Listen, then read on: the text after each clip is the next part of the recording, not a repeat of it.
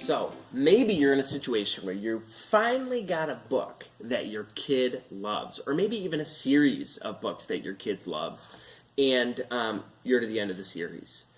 Now what? You want to keep that momentum going. You want to find that next great book for your kid. So where do you go? What do you do? Well, the first thing I would do is consult an expert. Talking to that librarian at school, talking to your kid's teacher. We may not necessarily even know what that next series might be, but we have the tools to figure out.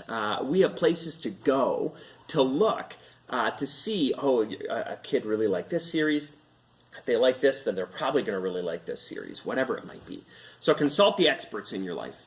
Another way that, and I'll tell you as a teacher, one thing I will often do is I'll take a book that a kid really likes, and then I'll go onto a site like Goodreads, and you look up the book that they really liked, and I'll link it down below.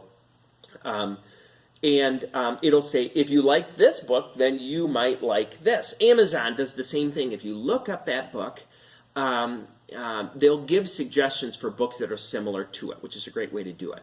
Common Sense Media, although it doesn't have quite as extensive a library, Common Sense Media does something similar to it, where they share similar books in the maybe that are similar to the series or the book that you're looking at, but also provides some of that stuff that we as parents find so important. You know, is there going to be violence or inappropriate content? Common Sense Media does a really good job of that. Although you can probably find some of that information in the comments sections of Goodreads and in Amazon as well. So consulting an expert, going on to some of these websites like Amazon, Goodreads, and Common Sense Media, going to the public library. Even when here I am in our school library, we have tons of books here, but it's really nothing compared to what's available at the public library. Oftentimes, those highly sought-after books, those books that kids really want, there's a waiting list for them. And typically, for the public library, that's just not the case. So utilizing that is helpful.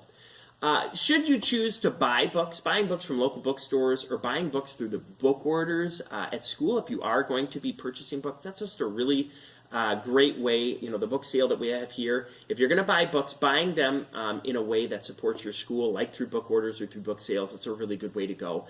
And generally, there's a lot of excitement around those things, and so and they do a really good job of marketing to your child's age and interests. You know, there's a second grade catalog or whatever it might be. Those are a great place to look and to start as well.